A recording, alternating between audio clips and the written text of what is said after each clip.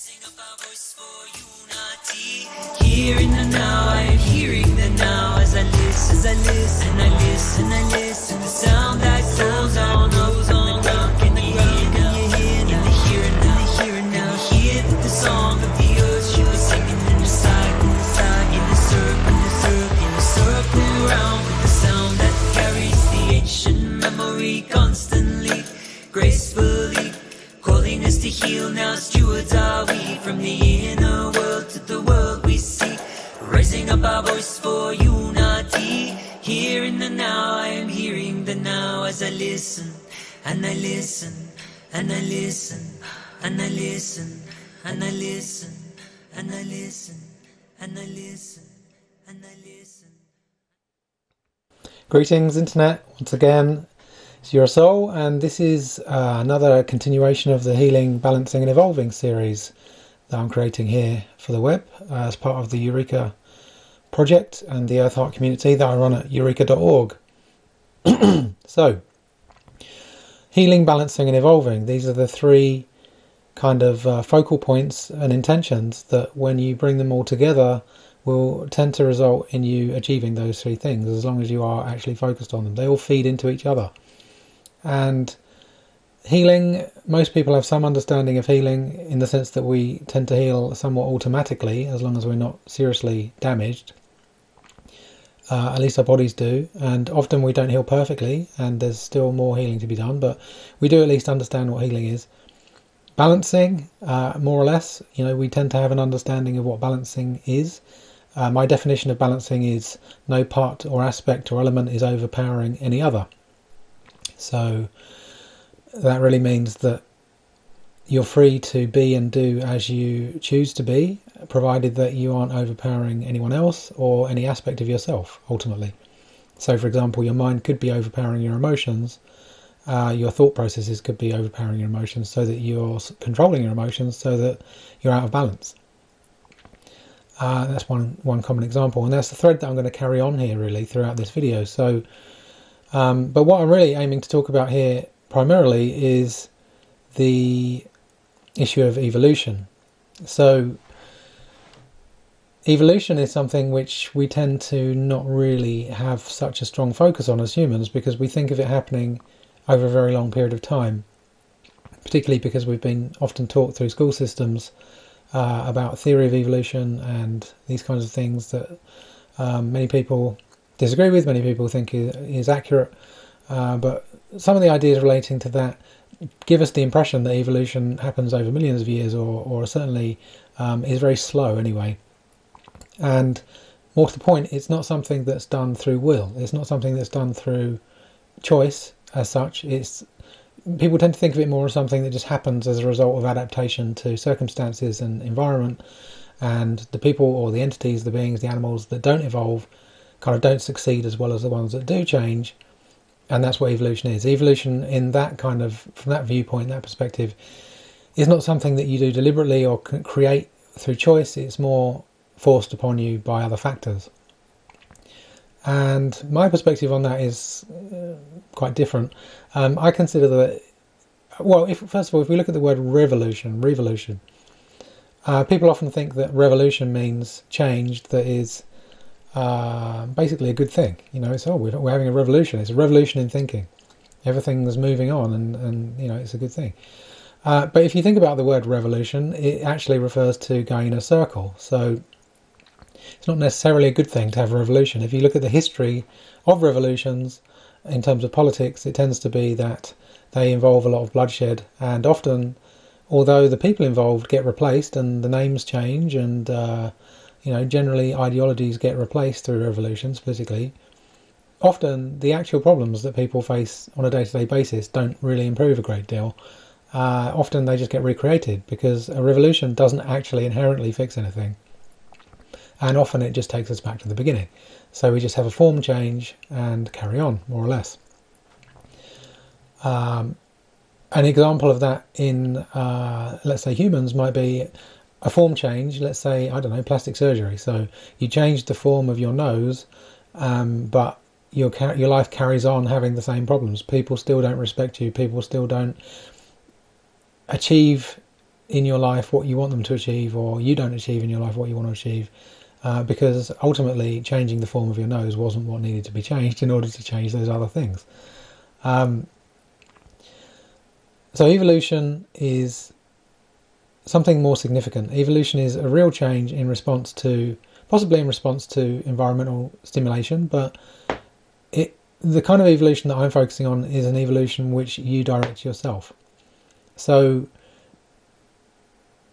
you are aiming to adapt possibly to circumstances, or you could just be doing it because you want to do it, you want to evolve. But the point is, it's an evolution rather than a revolution. So you're actually building on the past and learning from it and improving, rather than just going around in a circle and recreating the same problems all over again with a different appearance. And as I said, evolution is something that we tend not to talk about so much or even think about, because we've just been led down a sort of a dead end in terms of thinking about it, which suggests that there's nothing we can really do about it. That's not our role. We just do what we want to do, and if evolution happens, then great. If it doesn't, then that's for our children or 100 generations later to deal with. When you bring in the concepts of healing and balancing into this, and you realise that humanity needs to heal a lot and needs to balance a lot, and also that generally we don't really think of healing and balancing as being something we consciously do so much, unless you're from a tradition of, let's say, Zen meditation or some other tradition of meditation, perhaps yoga. Balance isn't something you tend to focus on a huge amount. But you'll find that when you do focus on balance in your life as much as you can, it improves. Your life improves, and it really is a good thing to focus on. And I would say that somebody who's not focusing on balance and isn't balanced, if they realise that focusing on balance and causing balance and learning about balance improves their life, they are improving their ability to survive as well. So you could say that that's a form of evolution, and I would say that's a form of evolution. Anything that ultimately results in your survival being, the chances of your survival being improved and your longevity being increased, let's say, and your happiness being increased, that's an evolution. Healing goes along with that, and so all these three terms really feed into each other very strongly. So why am I talking about this? Well, if you learn a new way to heal, for example, then, and it works, and it's something you can direct yourself, then that's a form of evolution. If it was something that was within you, perhaps, all along, but that you weren't using, you could argue that it's not an evolution in the sense that it was always there, you just didn't use it. But I would suggest that it's hard for us to say at this point whether our lost abilities, let's say, that perhaps we have inside of us, in our unconscious self, which we're not so in touch with, it's debatable as to whether or not, if we were to reactivate those, whether we would be evolving or just recovering something that evolution had produced long ago. I'm not in a position to sort of prove the technicalities of that either way at this point. But for me, if I come from a society which doesn't recognise certain human abilities, and some of us start to activate them, then to me that's an evolution from our sort of contextual perspective in the timeline of human evolution, or the human journey or story. I'm going to call that an evolution, because if my grandparents didn't have it and their grandparents didn't have it active, my parents didn't have it and I do have it, then why wouldn't I call that an evolution? It's fine by me. So what am I actually talking about? Well, in my own life I've experienced various phenomena which I would call an evolution, a personal evolution, and since I know that in some cases I've never met anybody that's done these things, in some cases of things I've done, I've since learned that there are a small number of people who are recorded to have done them as well. But to me it's an evolution. It's definitely a personal evolution, and some of these things are written about in spiritual teachings, but generally people don't pay much attention to them. They don't necessarily think they're real. I probably didn't think they were real before I experienced them. And it's very challenging often to be able to demonstrate some of them to other people, because let's say either the person isn't ready to create these things for themselves in their own reality, or because you don't actually know exactly how to recreate them on demand. And that's how it is in my case. Some of the things that I've experienced and done, I actually don't know exactly all the details of how to recreate them. I'm learning that. So I'm not really going to go into those here. What I am going to go into, though, is something that has been recreated and that you can learn, and that does prove this point. And this really is where we move on to the subject of Wim Hof, who is the Dutch originated holder of 26 world records, relating mainly to extreme feats of survival, such as swimming under the ice. I believe it was in the Arctic, or certainly in a very cold area, swimming under the ice on one breath the length of a football field.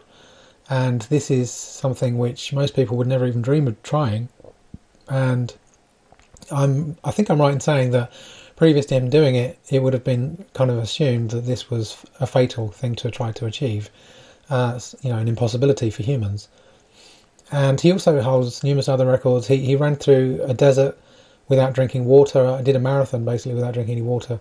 Did a marathon in the Arctic in his shorts. Climbed Everest in his shorts. I think he was about 50 years old, something like that. There was a time when the idea of climbing Everest was, it was an extreme idea that very few people would even consider, even with the excellent backup and equipment and clothing and so on. And he's gone and done it basically in shorts. I think, as I was reading the other day, I don't think he actually made it to the absolute peak, but because of an injury that he had to his foot, but he got very, very close. So one other thing to mention, very important, is that he actually, under scientific laboratory conditions, was proven to be able to modulate, or in other words improve his immune response in his body, so that bacteria which was injected into him, which when injected into pretty much everyone else would cause them to be quite seriously ill, when it was injected into him, he wasn't ill. And the idea that he's genetically different in some way was ruled out by him training 12 other people to do the same thing, and they all got the same results. So he is actually able to teach you how to change your brain and body such that your immune system becomes dramatically more strong. And he's also training people how to survive in extreme cold temperatures and so on. So this isn't theory, this is something that's backed up by scientific study, quite rigorous examination. He said recently that he's got another 8 studies coming out proving different feats that he's achieved. It's really an amazing topic to study. And I actually spoke with him briefly a long time ago, before he was really very well known, because I was studying some of the similar topics and I knew that these things were possible. I personally, until recently, haven't followed in his footsteps. I am now using his method to improve my ability to respond to cold and my immune response and so on. I feel like I've actually done some of this work already, and that my immune response is actually stronger. It's certainly stronger than it was throughout most of my life.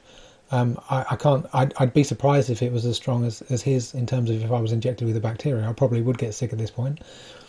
But I've got a few weeks to go. I've only just started the training, and we'll see what happens. So I want to show you now a video of Wim Hof diving under the ice, because many people just don't believe it's possible and they haven't seen it. So I think it would be good for you to just check it out, basically. You can't begin to imagine how cold this really is.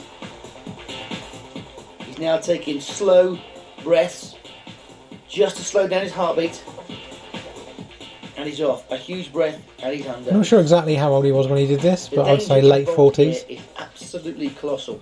For a normal person, the body temperature would drop so much in just a few seconds in this water that death would almost certainly follow. Hypothermia could set in at any moment. But not for Wim, because he has perfected an ancient yoga art called inner fire, which allows him to keep his inner temperature even. David Blaine, eat your heart out. Look at how clear that water is. Just as well, because you really want to be able to see where you're going in this one. 50 metres, he's nearly there, just a tiny bit more. Cameramen, safety men, just in case something goes wrong. He can see the light. Yes, there is light at the end of the tunnel, or in this case, ice. Just a little bit more. And there you go. He's made it. Absolutely astounding. Now, quick, get him out, wrap him up, and get him warm. Get that core temperature back to normal. This is where it can all go wrong. This is where it's serious. So, funnily enough, if you actually listen to Wim Hof talk about this, he basically says that he's generating heat inwardly. So it's not like he was freezing cold when he got out. According to him, he was probably quite warm, So I think the narrator there was maybe a little bit off course with that. So it's key really to understand here that evolution has occurred. It's real evolution. It's measurable evolution. Somebody has been able to change the way their body functions such that it's dramatically more able to survive in extreme conditions and to survive being attacked by disease organisms. That's evolution. You know, if you're going to say that evolution is an example of evolution is where a creature in the sea somehow genetically gets altered and has extra limbs, and now it can walk on land, and now it can get more food, and that's an example of evolution because it's changed and it's now more adapted to the environment and it can survive better, then I don't see any difference theoretically and logically in the sense of comparing that to somebody who changes the way their body functions so that they can survive in extreme cold weather and against disease organisms. So this is a real world example of evolution, and we really need to pay more attention to it. And I really love a lot of what Wim has to say, and I actually agree with the majority of what he says. It matches my own experience. He talks about how his kind of three key core tenets are happiness, strength and health. And he's kind of saying that's what we need to focus on, those three things, and everything else is you can just throw it away. I don't agree with him on that, but it's similar to what I'm saying. I've got a more, from my perspective, a more powerful combination, which is healing, balancing and evolving. So you've got health in both of those, but balancing and evolving, they do give you strength and they do give you happiness, but they also give you the capacity to do much more as well. So one of the things that he says is he would like to see health, happiness and strength taught in schools as classes. And I've also spoken about the idea of changing the curriculum for schools to include, let's say, yoga and breath work, which are the things that he's teaching. And I would also include in that emotional processing as well. These things are absolutely fundamental to be able to be the best version of ourselves. And they're very far from being in schools at this point. So that brings me on to another aspect of evolution. And I actually heard Wim Hof talking about this recently, and I totally agree, which is he's talking about a specific physical process of being able to move your consciousness ultimately more from your brain into the rest of your body. And many people have spoken about the idea that we have three brains. We have the brain in our head, we have the brain in our heart, and we have the brain in our gut. And these very much tie into the chakra system, which is ancient and is taught through yoga and other schools. These are non-physical energy centers, and I'm not going to go too much into those. I could talk for a long time on those. Not everyone agrees about them all, but the point is we have these kind of three. There's more than three chakras, but there's three kind of. Basically, there's a polarity. There's the body end of things, there's the sort of mental end of things, and there's the heart, which is the balance between the three or the two. And what's been happening for humanity in, let's say, the West, as we call it, or alleged civilized society, is that we've relied way too much on the brain in the head and not enough on the gut and the heart. And as a result, we've got a society of people who tend to overthink, got all kinds of neuroses, all kinds of false beliefs because they're disconnected from the planet and their body, and they're not able to get the information they need, the sensory, tactile, emotional, intuition-based information that we need to actually understand reality. They're thinking far too much in terms of just pure logic and dry thinking and thoughts, and trying to rely on all these experiments, and then they all get confused because there's all these conflicting studies, and then we have this endless arguments on the internet where people aren't actually accessing all the information they need to have a rounded understanding of what's going on, and they end up just arguing in loops, just like a revolution, going round over and over and over and over again, achieving nothing. So what I would like to see is a wider understanding of the need to recognise our heart and our gut, and we can think of these more in numerous ways. One of them is to think of them in the sense of male and female, or spirit and will. These are terms or ways of looking at this which have been passed on to me, taught to me. And I do mention these from time to time. That isn't really what I want to talk about so much here, but if you just understand the very basics, which is that your gut, your felt intuition, is associated with femininity in that it's emotional, and your thinking end of things is more kind of electric, zippy, snappy, quick thinking, moving around. It's more masculine. Emotions tend to move more slowly, thoughts tend to move more quickly, and neither of them are better. And if you deny either of them, then we have a problem. If you just have feelings that aren't connected into the mind and the thinking so much, then they're not going to have the enlightenment they need for you to understand your emotions and for them to give you the message that you need from them. And if you have thoughts without emotions, then you're getting into the realm of psychopathy, and you're lacking an emotional connection to life and to other people and yourself. So you're not necessarily going to know what the correct choices are in order to avoid suffering and to improve life and so on. So your heart is actually the center point of all of this, and it balances the thoughts and the emotions. And so it's very important to, in meditation and just in general in life, be conscious of the need to actually use your heart as an organ for thinking. It's not just a pump for blood. And that's part of why my website is called the Earth Heart Community, eureka.org. The earth and the heart, these are words which contain the same letters. They're anagrams of each other.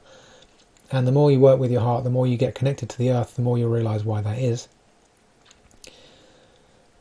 So yeah, I would like to see teaching ultimately change in schools, and that would also be an evolution for society, and it would dramatically accelerate the ability for humans to evolve too. And I think one of the key things here is, I don't know how it is now for people in schools, but when I was at school, I can clearly see it now. I knew it at the time, but I hadn't really put it into these terms. We had teachers that were teaching class, like just average, when I was younger, let's say below 11 years old, we would have a general teacher that taught us general subjects, and when we got older, as I recall, then we would have more specialist teachers for specialised subjects.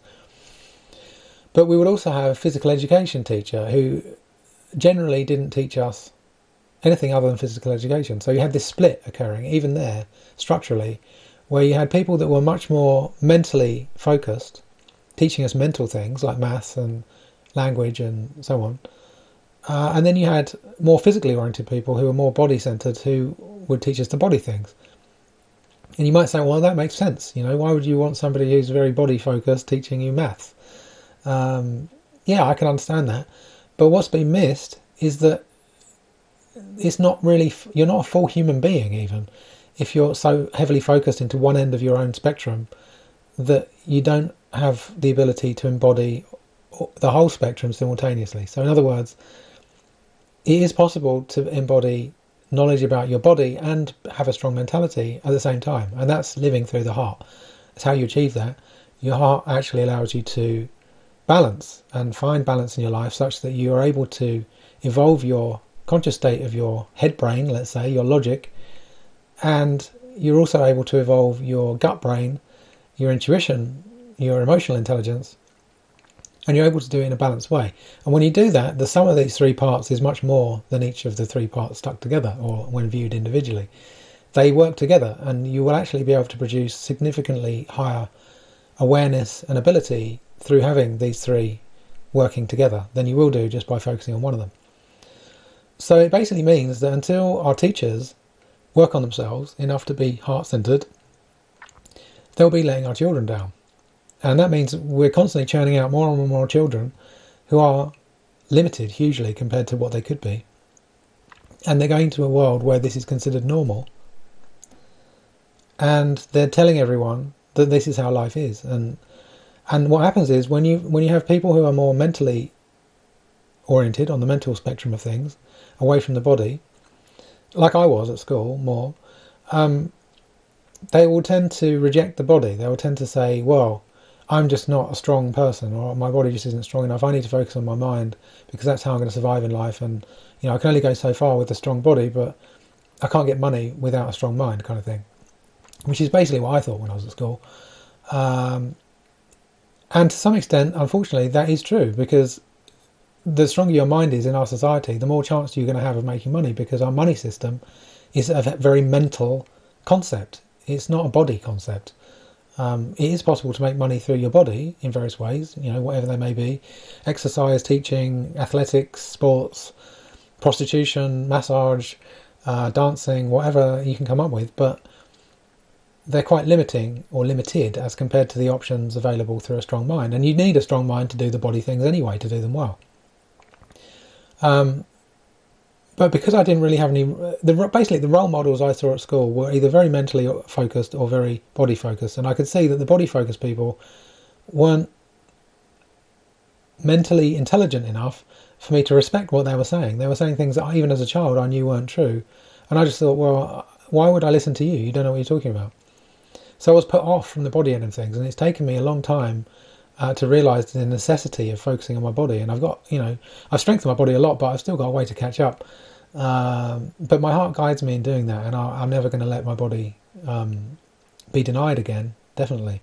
So I'm glad to be doing the Wim Hof method, and I've done it for a few days. I'm going to do another one after this video, and in short, it involves deep breathing for 30 rounds, and then exhaling and holding your breath, basically just not breathing for as long as you can. And maybe I can do up to about 2 minutes at the moment without breathing, and this sort of process allows you to, it causes various physiological changes in the body. I'm not an expert in all those, so I'm not going to try and explain them all, but you can listen to Wim Hof and read the scientific studies that he's put out in association with academics for more info on that. And the next stage is some basic yoga to do stretching, and also bringing the mind into the body and feeling into the pain and breathing. Now this is where my knowledge and experience comes in, because although Wim Hof talks a lot about emotions and he values emotions, and he knows that he needs to feel his emotions, and that's actually what I talked to him about when I spoke to him years ago. I don't know whether he talked about it more after I spoke with him or not, but that's been my area of focus for a long time, and I've healed numerous aspects of my own ill health through emotional processing. And this concept of bringing your awareness into your body and into your feelings is absolutely the most important and potent, powerful thing that humanity needs to understand for our own health, balance and evolution.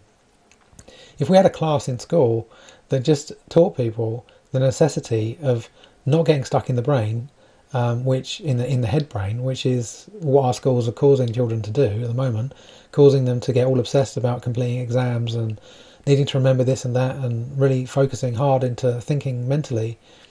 If we also had a balance so that we reminded them that although that's valuable, it's also very valuable and important to move your awareness into the rest of your body, which is ultimately a meditative approach of self-acceptance. If we had that, things would dramatically shift very quickly. We'd have a lot less illness, a lot more psychological balance, a lot more capacity for success, a lot less conflict and argument and suffering. And I'm 100% certain of that. So, yeah, coming back to Wim Hof, I just wanted to point out to anybody that is doing the Wim Hof method, or anyone that wants to do it, I love Wim Hof, I love what he's doing. I just want to make one point. I agree with almost everything that he says, but he does have a way of talking about control a lot, and he thinks that controlling himself and his emotions is a good thing. And if you listen to his recent interview, which is up on Eureka, he talks about how his wife killed herself. Obviously a very tragic event, and that's partially what spurred him on to do this work. And he obviously was very traumatized by that, as anyone probably would be, most people. And when he was talking about it, I could feel and see that he hadn't completely cleared the emotions from that. He still was traumatized. He still had a lot of pain. I can feel it now, actually, shock in him when he talked about it. And he talked about going into the icy waters and kind of using the cold to freeze himself, freeze his emotions, and saying that sort of allowed him to live his life, and he's literally used the words control his emotions. I just want to point out that that's not how you heal your emotions. It might help you temporarily if you're completely overwhelmed by your emotions to do something like that. And it might help you reset your thinking patterns so that you can process your emotions in a bit more of a balanced way. And I think it does do that, and I think that's probably a good thing. But to have the idea that controlling your emotions is a good thing, that's not correct. Your emotions need to be free. They are your power, basically. You need to be allowing them completely free expression to be a full, healthy human being. So I'm going to be using the Wim Hof method to take the best of what he's teaching and to go deeper into myself and strengthen myself. But I'm also, in the process of doing that, very consciously, when I feel into a pain in my body, for example, if it brings out emotions, then I allow that emotion to resonate and to move through my system, to move my body. At the moment I have pain in my jaw following a car accident a long time ago, and quite often when I do these deep breathing exercises and feel into my jaw, I'll just start crying from the pain of it, and my jaw will start shaking with the fear of the car accident that I was in and the shock. And gradually I'm allowing that grief and that pain and that trauma and the fear to release and to be understood and accepted, and for me to learn from it, and I heal, basically. But if I just had the concept that, oh, I need to control the pain and the emotions, then that healing wouldn't happen, and gradually I'd cause myself more problems. So I hope that you can see, or I know that you'll be able to see, especially if you've done any of this kind of work, such as breath work or emotional processing, you will appreciate that this is actually evolution. We are living, anybody that does this work or something like it is an example of living evolution. And since it increases our actual ability to thrive and survive and to be well, then there is no reason not to consider this to be part of the evolutionary process that others have identified going back eons of years. And if you realise that this often, I mean, I don't want to go too much into the history of all of this, but there are examples throughout human history of groups working with this kind of knowledge, and then they get wiped out by a monarch or someone who views them as a power threat. As I understand it, the Cathars in the south of France went through this. I think also some Tibetan monks have had to deal with this in various different ways in different parts of the world, because they're working with the unconscious self, and they're activating parts of themselves which most people have had shut down. And I think with the internet, it's very, very important that we learn this as quickly as we can, so that we can't get shut down anymore. We can't continue having our latent abilities lost. We have to recover them, because none of us are going to survive if we don't recover them. We literally need them. I mean, just go and watch Wim Hof. He can literally stay out all night in the Arctic in his pants, pretty much, as I understand it. You might not want to do that, but if you think about survival, what happens if there's a big war or something happens and your house is destroyed and we've got very little resources? As you're probably not going to last very long in the winter. It's not going to be very easy. But if you're able to survive and thrive in the cold with no clothes, you've got a huge advantage. So, my heart's literally screaming like, yes, we need to learn this. The animals basically can do something like this automatically when they're outside all the time. That's how the human animal has evolved to live too, and we've become way too domesticated. I am also part of that, but at least I know about it, and I do take steps to remedy that. So hopefully, or ideally, I'm choosing at least within 2019, the year we call 2019, to become less domesticated and perhaps more of a natural human being. I'd also like to just point out at the very end here that evolution doesn't just have to involve the body and the mind. It also involves ideas, and evolution of thought is very important. And the idea that I just came out with there, 2019, the year that we're allegedly in, we're obviously not in the year 2019, right? I mean, the universe has been existing for however many years. This idea of 2019 is not the year. I think it might be an evolution to start counting years backwards, so that we say how many years before now we're talking about. And then there's no ambiguity, and that solves a lot of issues, I think. But anyway, thanks for listening, and let me know if you got anything out of this video. If there's any particular topics you want me to cover, any questions you want answered, then let me know in the comments wherever you see this. And don't forget to subscribe to me on Steam, Peak, wherever you see me on Steam sites, DTube, YouTube. And you're also welcome to come and join my own social network at eureka.org, which is ureka.org. You can create a profile there, and it's all focused on healing, balancing, and evolving. So if you love these topics, then do come along and join in. Okay, until next time, much love to you and to everyone, and peace.